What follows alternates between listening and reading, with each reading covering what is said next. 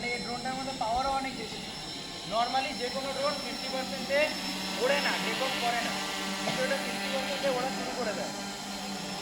আর এটা ব্যাটারি ব্যাকআপও তুলনামূলক একটু বেশি। তোমাদের কাছে নিয়ে যাবে, আমার নিজেরই মানে ভয় করে, এত লো অ্যাক্সিডেন্ট উড়াই না। ওপরে নিয়ে যাবো একটু, যতটা পারো আস্তে আস্তে, আমি তাড়াতাড়ি উড়াই না ড্রোন।